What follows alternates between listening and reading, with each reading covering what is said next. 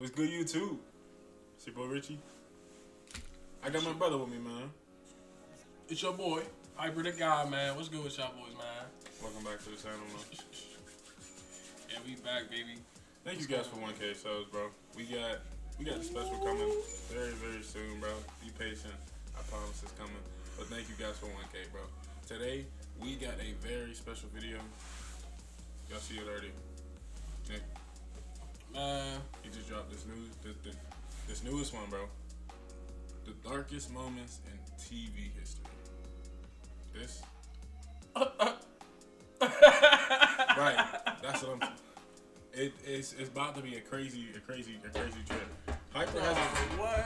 I've watched a couple of them already, but Hyper hasn't seen any of them. No, I ain't seen none of these, bro. So we about to get into this.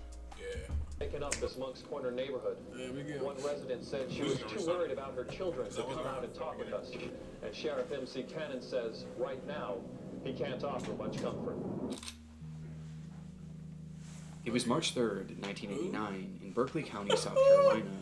Who? 5-year-old Justin Turner leaves his home in the early morning, heading in the direction of his bus stop, where he was set to meet his neighbors. His stepmother, Megan Turner, who usually accompanied him, had been busy in the shower, while his father, Victor Turner, was off at work, leaving Justin to make his short walk alone. Later on, Megan would wait for the same bus to arrive at the end of the day, only when it did, Justin never got off. In fact, according to the bus driver and the neighbors, he never even made it on the bus in the first place. That night, Justin Turner got.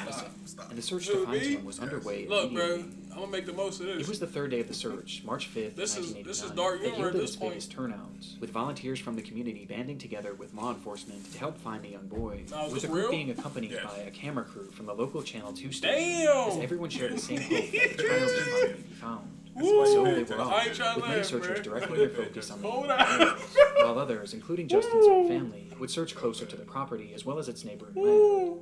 This included rummaging around various sheds and piles of trash, as they were made to leave no stone unturned that day, with everyone geared up for a long, grueling day of What the searching. fuck is that making you Though laugh in the end, for?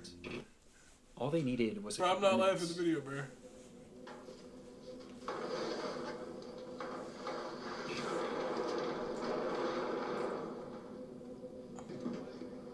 My son's in there. Nathan, let's No have it. camera, no camera.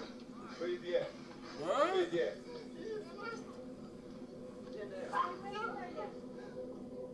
What? With the cameras rolling, What you see the happened? moment that Victor Turner discovered his own son, stuffed inside an old cabinet in his own camper, with his reaction making one What? thing very apparent.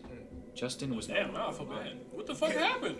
The footage is devastating, and made worse upon the discovery that not Oh, only was Justin I thought I dead, missed it. but he had been brutally assaulted and murdered by strangulation.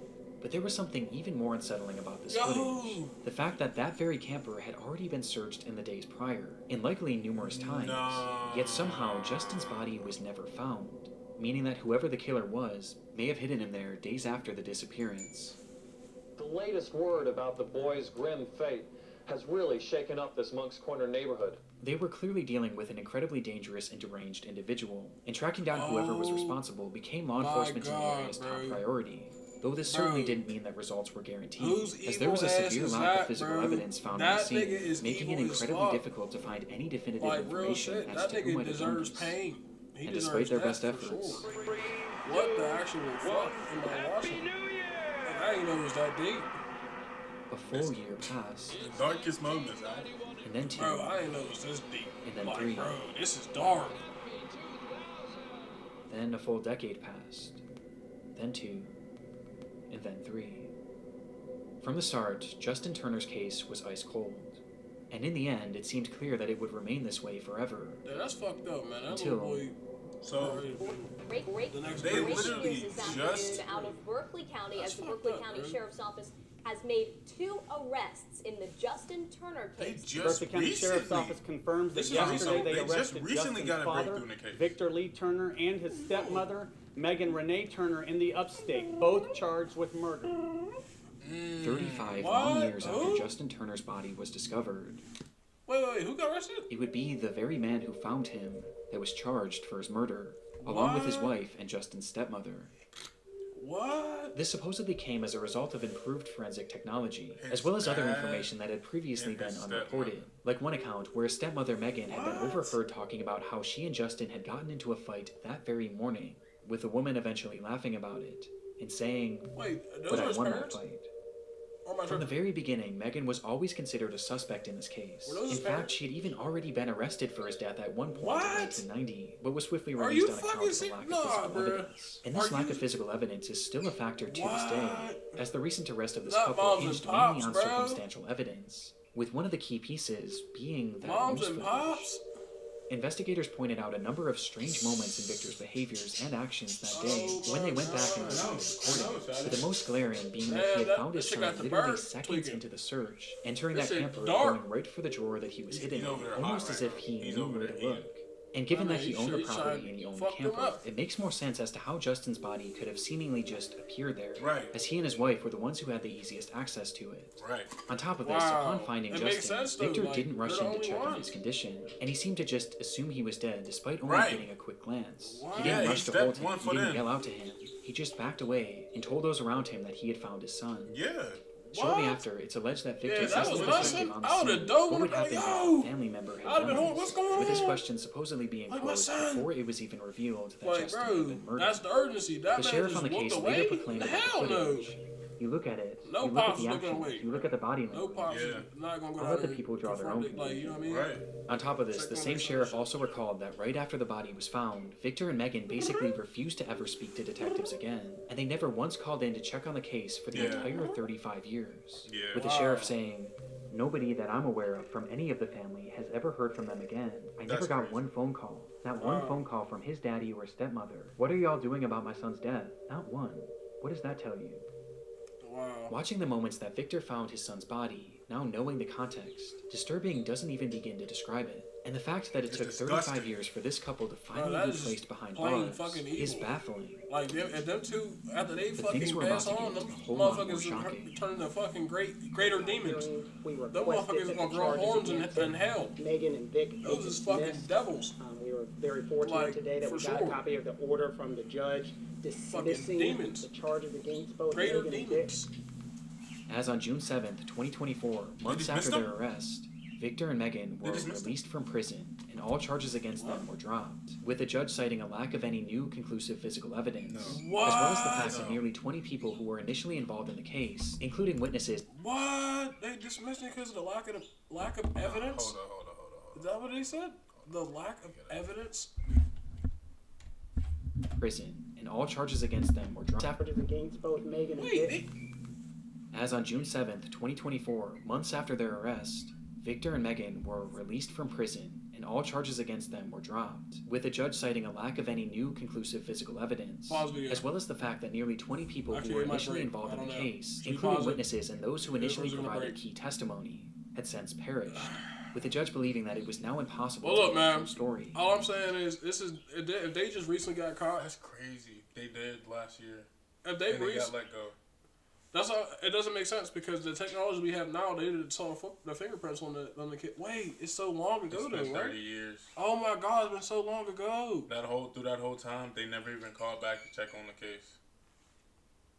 Oh my God. They said everybody else in the family said they had no contact with them. They completely went off, completely gone off the face of the earth too much. Oh my God, and they ran away. They got caught. They eloped. That's fucking crazy. And he had bro, that's crazy. Hold up, bro. That's fucking wild. That's hold up, 2024, months after their arrest, Victor and Megan were released from prison, and all charges against them were dropped, with the judge citing a lack of any new conclusive physical evidence, as well as the fact that nearly 20 people who were initially involved in the case, including witnesses and those who initially provided key testimony, had since perished, with the judge believing that it was now impossible to get the full story. On top of this, it was also discovered soon after the arrest, a notorious serial killer just so happened to be in the area on the day of Justin's murder. His name was Richard Ebenitz, and though it's unknown how many victims he truly has, it appears that at least 4 kidnappings and 3 slayings have been attributed to him, with some of these victims being taken in broad daylight, when they were getting off the bus. That nigga Richards is has long crazy. since passed away. And That there's really nigga no is verifiable wild. links to prove his involvement He's in this going crime, stupid. with this potentially being just a strange Broad daylight, coincidence, though? as it is worth noting that it seems like the rest of Justin's Like, bro, family still that's believe like that walking Victor down the might street and have killed somebody him. just make. But all of this left the case in a position that the with judge nails on felt the was bitch. unsolvable, leaving the case without conclusion and without That's what he's justice. doing in broad daylight. Meaning that in this footage, we may never What the truly fuck? know How's he if not Victor dead? had just discovered his I mean, he son. probably is dead, but you know what I Or mean? How do you his get that many victim. bodies? We gotta do something about that. If I'm discovering my son Three-day search is over. in a position like Not that, anyone wanted to see. that might crush me completely. Like, I'm dropping to the floor. Yeah. I might not be able to talk. I'm not going to be able to even utter the words. Nah, bro. That's to me, something just, it smells Recently, I discovered weird something as fuck. truly distressing. It smells weird, bro. I was being double charged for Netflix. No, yeah, bro, It turns just out that looked I was away. paying for an old account Like- that I didn't even realize was still active. Like, bro, for well Vince, over a he year. knew that. I only found out He's thanks already to lived with today's that. He already sponsor. knows They something. had, they Rocket were the Money has only helped ones save that its have customers up access to to that camera. $740 a year when you use all of the app's premium features. Of course, They've they also have, they helped were save their doing searches, customers so over they know $500 when they're million going to do in the cancel searches. subscriptions. If one of them's Rocket there Money and is the an other one's all-in-one at the personal house is finance watching app that it, helps they you can track your just flip flop, subscriptions, flip flop, lower your flip bills, flop, and overall then just manage your money boom, better. plant it It's the next day incredibly whenever easy to there's use. It consolidates all of your reoccurring next bills array. from all of your Oh separate my gosh, accounts he leaves into it in. one easily digestible dashboard, which is huge considering that literally everything now requires a subscription. And best of all, with Rocket Money, you can cancel your subscriptions right from the app, which saves all so that much time kids' and stress. parents, though. I That immediately shit's made use crazy. of this, and it helped me realize that one of the stock footage sites that I've been using for years had actually doubled its rate out of nowhere. In addition, I found a bunch of other stuff that I was paying for that I the realized video, I bro. just didn't What was it? in the Hold on. description to get started today for free. I sniped it right the first time. George and his friend, the man with the yellow hat, were going on a camping trip. Oh, This God. is a beautiful spot to set up camp, George. George turned around and saw Yeah. something scared. It was a thin trail of smoke. There seems to be something innately interesting about survival shows. For decades, audiences have been enamored by depictions of people pushing themselves to the limit in order to survive harsh and almost inhumane conditions. Most notably, and one of the more tame examples, is Survivor, which no doubt popularized the genre, as it isn't just a staple of television in the US, but all the other countries that have since created their own versions of the show. In France, the show was called Koh Lanta, and was created back in 2001 by the company Adventureline Productions, or ALP for short. And by the year 2015, the show was one of the most popular in its market, having seen 13 successful seasons. And so, riding the high of this impressive feat, ALP decided to try their hand at a new show, one that was far more daring. Nah. Hur fasen ska detta gå? Wait, what? No fast as Daredevil? No, man. No food, no power. No help. Dropped. The show was called Dropped and would follow two teams of 4 contestants. That is a who would setup. be blindfolded and dropped into an undisclosed location Yo! each week via helicopter. Yo, with this each show team is a having the setup. same mission: make it to civilization, Nah. make a Yeah, rescue bro, that's call. fucked And the up, first man. team to do so would win, They while the said losing nothing, party bro. would have You to don't vote get one bear member spray. off. It was a fairly interesting idea, don't- but you it don't get also shit. already had a proof of No concept, food. as there was Like, actually an fuck that. Like, identical I show can't being put my made in book bag up Sweden with at the some time snacks. that was already well received. Though Dropped I wanted to can't put turn some up the shit in my interest fucking even book bag. more, and that's exactly what they did when they announced that the cast would be composed solely of famous athletes, most of whom turned out to be French What? Olympians who were already well beloved in the country. That's- It had all the makings of a that's- certain that's- success, That's fucked up. though in the end, this show would never actually make it to television, with the showrunners proclaiming that the program would not see the light of day. And this was all thanks to the events of March 9th, 2015. Of course it would. What happened? Was it a bear? A disaster happened. It was the start of their second episode. The first had seen the elimination of professional footballer Sylvian Wiltord after his team failed to make it black out of guy, the first death in the which movie? left 7 contestants who were now ready for round 2. The day's shoot began in La what Rioja, the fuck, Argentina, man? with the cast Why being is that blindfolded why? in preparation to be loaded up into their helicopters and dropped at their next location. Why is that happening? Olympic gold medal swimmer Alan Bernard was one of the first to step onto the craft, but was quickly told to exit, as his team had been the first to be dropped in the last episode, meaning that to make it fair, it was time for the other group to go first, thus giving them slightly more time. And so he stepped off the craft and waited with his group, as the other team instead loaded in. It's in the woods, bro. So There were 2 it's gotta be a helicopters on bear, scene. bro. One was set to carry 3 contestants, Florence Atu, Tout d'allégresse. They got. That's fucked up. They could have dropped on somebody who has some experience. At least somebody with experience. They're going to need no help. Like, that shit's crazy. Along with a crew member and they one got pilot. Motherfuckers out here.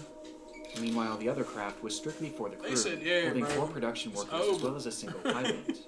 With Alan Bernard and his group staying on the ground with their backs turned to the crowd, as they eagerly anticipated the return of those helicopters to then take Guess them. we're just pushing human And so, with bodies, their human blindfolds nature. on in the pitch darkness, This shit would've got the on the team net, this shit listened would've probably blew as the they fuck heard up. the sounds of the crew cheering on a successful takeoff. What? Though the cheering would be cut short by an Or, awful sound. you know what I meant, like on the The TV, my sound fault. of crushing This would've got on the TV, bro. This shit would have been fucking blown the fuck up. This shit would have been some hate. But I mean is, if it actually went successful, just chill out. But it's not. Look, it's bad. Like, what the fuck is happening, bro? What is happening?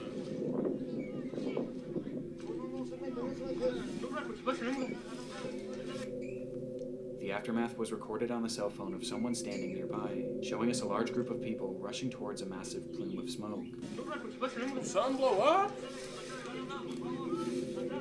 Bro, what happened?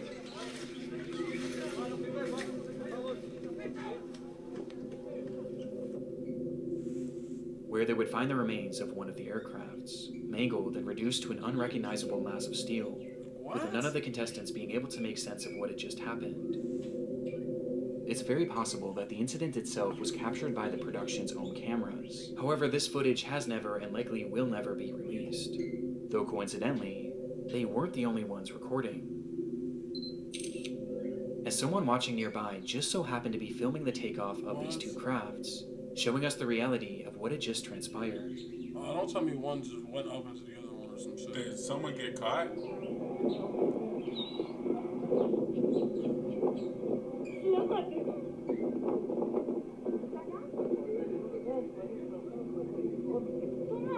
They hit each other.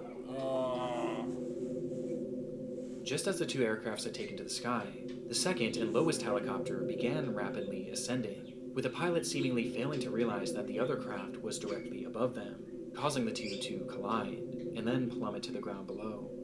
In the end, 10 people went into the sky, and none made it down alive. Oh my gosh.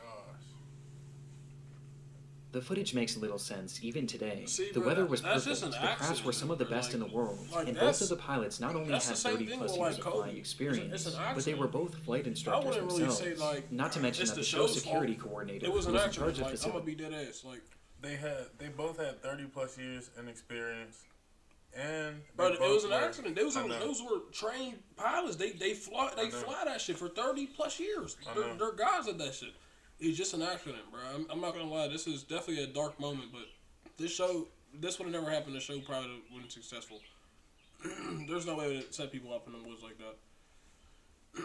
I thought something darker was gonna happen, like a fucking bear was hunting them all down or some shit. This is really what happened. That's that crazy. is dark, though. It is dark, but I'm just saying it's an accident, dude. It's fucked up, dude. I ain't even gonna lie. It is fucked up because it's the same thing happened to Kobe Bryant. But Facilitating the takeoff, had actually worked on the Swedish version of the show and had it is ample fucked up. experience in this exact situation. And yet, this is how it ended. that's why I'll never be in a helicopter. It was eventually determined that the higher helicopter was likely flying out of visual contact from the lower helicopter, and that the pilot of the ascending chopper likely just didn't realize how close they were, with reports also indicating that he may have been distracted by the actual filming process, something we've tragically seen before. We're gonna pull out. We don't know what has just happened right there. And because of this, it Oh my appeared that at God. least some pilot error was to blame. But it was ALP that was found largely responsible, with alleged serious safety oversights being discovered later on, with it appearing that this crash was the result of multiple small factors coming together to form one catastrophic accident. After the incident, Dropped was swiftly cancelled, while the team that had so narrowly avoided getting on that flight and in turn likely having perished themselves were left in complete and utter shock, forever my changed by the God. accident. With Alan Bernard, the man that's said to have been physically on that doomed craft for a split Oh my second, God, imagine later how them recounting niggas must that feel. there was a life before and after Drop, Bro. because you don't come out of such an accident unscathed. Bro. In the end, AOP was indicted on manslaughter that really charges have you thinking found to right be there, an inexcusable fault for the that disaster, really though it doesn't really seem like they faced any woo. sort of actual legal punishment, with the company continuing their work on other programs to this day. But one thing that I was surprised to find in my research was that AOP is actually no stranger to the world of disturbing television moments. but they switched him In out. fact, they'd experienced that really will have just you a thinking, single year before this accident. That's crazy. As mentioned previously, AOP was already quite versed in the world of survival television, as they had run 13 successful seasons of Koh Lanta. Though what I failed to mention is that the company had actually produced 14 seasons. Or at least they attempted to. It was season 13, during the very first day of filming, when contestant Jara Baban collapsed after the show's second challenge, with the show continuing to film as if nothing happened. God! Anonymous reports from the set claim that once on the ground, it took the medical team nearly 5 minutes before intervening, as to not interrupt the recording. And once they eventually did tend to him, he became more alert and complained of having severe cramps. But the show's primary doctor, Terry Costa, didn't believe that his ailments required an emergency airlift, as this would have cost the production company far too much money, especially on the first day of filming. Instead, Jara was diagnosed with dehydration and was brought back to their makeshift infirmary, where he would lay for nearly 2 full hours, until he was finally taken away by a proper medical team. On his way off the island, Jara Baban would pass away from cardiac arrest at the age of just 25.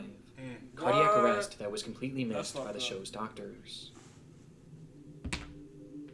The testimony from those on the scene painted AOP and Dr. Costa in an extremely negative light, as their inability to act quickly and recognize the ailments of Baban likely contributed to the young man losing his life, with some claiming that the doctor and the showrunners were far more interested in keeping the production running smoothly than actually caring for the young man. And though AOP denied any wrongdoing, the season would essentially be cancelled right there on the spot. That's what you get. But disturbingly, despite the filming lasting only 1 day, Baban's death wasn't the only tragedy to occur as a result. What?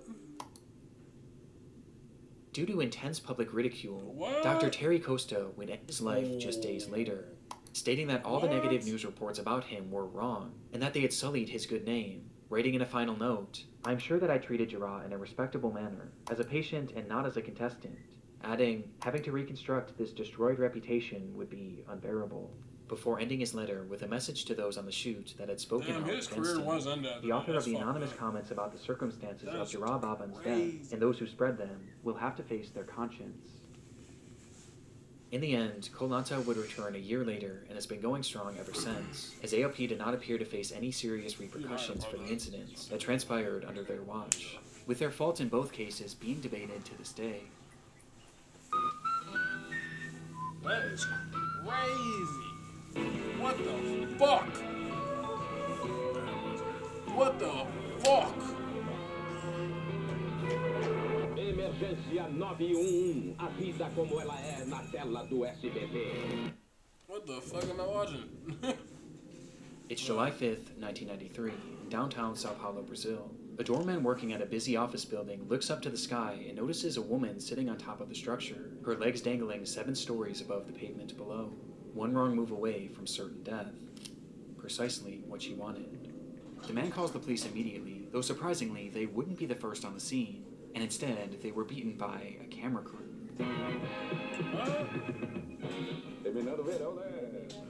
The group was from the show Aqui Agora, a news program from the network SBT that had become notorious for their sensationalized and shocking stories. In their history, they had captured live footage of police riots, kidnappings, and even murders, which they would then broadcast on air as part of their show. And this unfolding situation was their content for the day. Nós fomos ver o que estava acontecendo. E quando nós chegamos ao local, o corpo de bombeiros chegou, os bombeiros chegaram junto conosco. O que é um suicídio? Onde?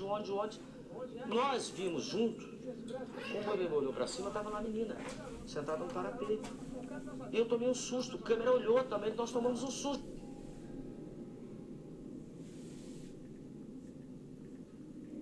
Her name was Daniele Alves, and at the age of just 16, she had entered that office building and climbed up to its roof with the hopes of ending her life.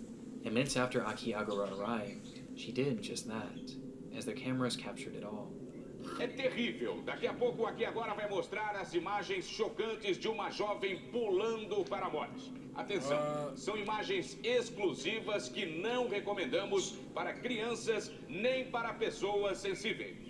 Later that night, that footage would be packaged together into a roughly 10-minute segment, which the network promoted heavily throughout the day, hyping it up to be one of their most shocking episodes ever. And supposedly, it was. As though it appears that the full segment is currently lost, the footage of Daniele's fall was said to have been displayed almost entirely in full, showing the moments just before and just after she had landed, where she was said to be still somewhat alive. What? It was more than shocking, and left viewers outraged that something of this nature could be shown on TV. But while showing the footage proved highly controversial enough, it was the context surrounding the footage that made it even more depraved. As mentioned previously, police were called to the scene to assist in efforts to help Daniele Alves, yet the first to arrive was that Aki Agora news crew. And this wasn't a coincidence. They were all about capturing events as they unfolded, and in order to be the first on the scene, they actually tapped into the police scanners, monitoring all of the calls and information passed through officers in order to get leads on potential stories, which is how they got word of this incident, hearing the calls and speeding over as quickly as possible. It wasn't illegal per se, but it surely wasn't ethical either. And this was only the start. After Daniele jumped, the crew that had filmed her had already captured their dramatic footage for the day. And as the officers and medical personnel dealt with the aftermath, the crew decided to turn their focus to the next element of their story. Daniele's parents. They packed up their equipment right away and headed straight for the home of Daniele's mother and father, with it being unclear how they even got that address in the first place. And there, they once again had beaten the police, who were still back at the scene trying to piece everything together. Though rather than waiting for them, the crew instead decided to take the lead, going up to the door, ringing the doorbell, and telling Daniele's parents that their daughter had just passed away. The crew then supposedly took the parents to the police station, consoling them all while their cameras kept rolling, as the crying parents made for the perfect footage for their segment. Exploitative is the only word for it. But what they did next, well, that was something far more evil. Having dropped the parents off at the police station, the crew then got to work creating their segment for the night, and as part of it, they needed to find a reason as to why Daniele did this. They first theorized that this was likely due to a drug addiction, which had somehow spiraled and led to her jumping, but then they decided that that just wasn't dramatic enough, and they instead shifted to a different story, one that they reported to all of their viewers as if it were a fact. They reported that Daniele Alves had ended her own life because of her abusive parents, placing the entire blame on the family that they had just supposedly helped. And there was one massive issue with this. It wasn't even true. The claim appears to have been quite literally based on nothing. It has no verifiable backing and seems to have been a complete guess. In fact, just days later, Daniele's best friend spoke out and said that Daniele had done this because of a broken heart, not because of drugs or any sort of abuse. It's sickening, as the crew cared so little about Daniele's own story that they seemingly just made up their own. And imagine for a moment being those parents, going about your day when a TV crew comes to your house and tells you that your daughter is dead. And despite consoling you, those same people then broadcast your daughter's death for the whole world to see, and blame you for it. Naturally, this didn't go without repercussions for Aki Agora, who had crossed the line in the most soulless way possible, and the effects were swift and powerful. As the rating soared 33%, making it more popular than ever before. 33%. The network would end up being sued by Daniele's family, who was eventually awarded $1 million as a result. But realistically, no amount of money could ever be enough, as the show's actions permanently affected that family and destroyed their grieving process in a way that I can't even wrap my mind around. But this did little to slow down Aki Agora, as they remained on the air for 4 more long years, during which they leaned even more into these unfolding crime stories, leading to them witnessing numerous other deaths, and even being taken hostage themselves on multiple occasions. Agora would continue on air until the year 1997, when one day the show was pulled due to its declining ratings, and in its place, the network would instead begin airing The Disney Club. I guess you can't have it all like that. You can't show it all. Copyright agents. You look down the track and there is a train coming towards you. What do you think would happen? It was an exciting day for the crew of the upcoming movie Midnight Rider, The Greg Allman Story. Years have been spent planning and scripting for this biographical film about Greg Allman of the Allman Brothers. And this day, February 20th, 2016, would be the day that they would finally start filming. It was nothing more than a camera test, a day in which the crew would practice filming, as well as getting acquainted to their equipment and new co-workers. But for the group of 20, the excitement in the air was palpable, as they were given access to a stunning piece of land in Nahunta, Georgia. So stunning, in fact, that the film's director, Randall Miller, just couldn't wait to begin the actual process of filming. Slicing through the property was an old railroad that had crossed over a scenic bridge raised high above the Altamaha River, the perfect location for a shot that Miller had been envisioning. It was set to be a dream sequence where Allman's character would wake up on a hospital bed in the middle of the tracks and see a vision of his brother. Oh, come on, and it was a bro. shot that Miller just had to have. However, there was one major issue. The crew was given permission to film on the property, but not the actual railway, as this was owned by a separate company named CSX. And when Miller asked them for permission to film the shot, he was denied multiple times, as these tracks were still very active, making it far too dangerous. But being on location and seeing that bridge, Miller couldn't help himself. And so he directed his crew to set up the scene anyway, believing that they could quickly steal a shot without anyone noticing. Steal a shot. Miller had supposedly done his research too, and discovered that only 2 trains were set to roll through the area that day, and he knew the general intervals in which they were supposed to pass. Based on this, he figured that those trains wouldn't arrive for a few hours, giving them more than enough time to film the movie's very first scene. And so they quickly set everything up, rolling out a metal hospital bed and placing it towards the center of the bridge, with Miller assuring his crew that this was in fact safe, and that they had nothing to worry about, as the camera began to roll. Minutes later, the bed began to shake, and the silence around them was shattered by the sound of a whistle. Nigga, why didn't you get the fuck out the way then? If it's in the middle. Before them was an unexpected third train, Look, heading straight bro, for the bridge that the entire crew let's was all be on. real. We gotta see. Miller had gotten the let's schedule see. wrong. At this point, the crew was filming a considerable distance into the bridge, but the shortest and really only route to safety was to go towards the oncoming train. And so that's precisely the route they took. And as they did so, there was little panic within the group, as rather than rushing to safety, they all seemed more focused on retrieving their equipment, believing that they had more than enough time to salvage everything. As after all, losing this expensive equipment on day 1 would have been devastating for the production. They likely had no idea that from the sound of that first whistle, they had just 60 seconds until the train would cross that bridge, fuck that equipment, nigga. whether they were off it Everybody's or getting not. pushed out the way. As they began to realize just how quickly the train was approaching, their movements became more hurried, which is where one major problem occurred. That metal hospital bed.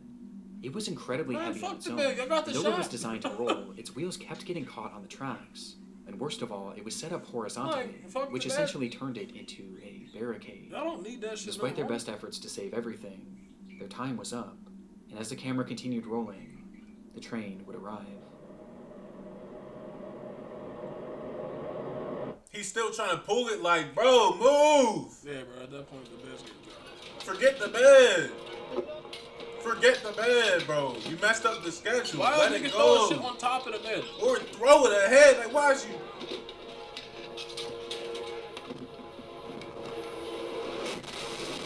Oh my god. At this moment, the train itself also had a camera rolling, which showed that even in those final moments, the crew was still trying to salvage their equipment. What happened next was a blur. Some were able to leap to safety, while others managed to jump to the side and cling onto the bridge. But there was still one thing that remained in the train's path. The bed. That hospital bed, which It's upon smashed. impact was It's torn to smashed. pieces. Oh my Pieces God. that were flung all over the area, striking multiple crew members Shrapnel. and leaving many injured. But it was 27-year-old filming assistant Sarah Jones who was struck by the largest fragment, Why is with she force so carrying anything? strong that it caused her Get to the fall fuck out the directly way. in front of the train. Just In being total, honest. 7 crew members were hurt but alive. She while fell Sarah directly Jones in front of the had train. tragically been killed. A piece smacked her. And it knocked On the her very first back day of in production, front of the in the train. very first shot, the unthinkable had happened. And when it came to passing the blame, most turned their attention to Randall Miller, as he was the one who ordered the scene to be shot, despite being denied permission numerous times. Oh my And this public God. disdain towards him only grew, as he and his production company denied any responsibility, and instead, they blamed the railway company. Just 1 week after the incident, Randall Miller requested a new permit to begin filming Knight Rider once again, asking if they can begin as soon as possible. This, however, would never actually happen. as he was instead arrested and given a 1-year prison sentence for manslaughter, as well as a 10-year ban from directing any films, a mandate that he would actually go on to break. He needs a lifetime ban. What the fuck are we talking about? Today, he continues to direct. But while it's easy to focus on the morbid nature of this case and the man responsible for it, there was one unexpected outcome of this horrific accident. Upon her passing, Sarah Jones' parents set up a foundation called Safety for Sarah, which pushed for safer working conditions on film sets, with the movement bringing to light a number of safety concerns that were often brushed aside and ignored. And all in all, their efforts have made TV and film sets significantly safer, giving their daughter a purpose even after her death. Okay. On top of this, Sarah Jones was also honored by countless production companies across the world, as crews began writing her name on their film slates, with there ultimately being over 2,000 of these tributes for her, from some of the world's most well-known productions. But by far the biggest tribute was when she was honored at that year's Academy Awards ceremony, a stage that she always dreamed of making it to. When you saw her name up on the screen at the Academy Awards, that really what were your sucked. feelings? Like, I'm happy she made it, but it sucks that that's how she made it. She made it to the Academy. She made it. And she couldn't even physically be there. She's just there and mentioned.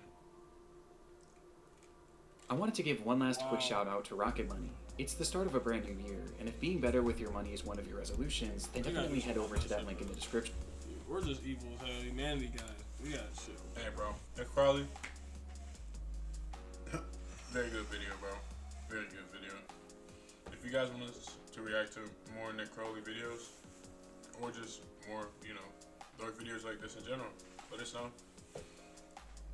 Let us know. Drop a like on the video, man. Comment down below. Shit.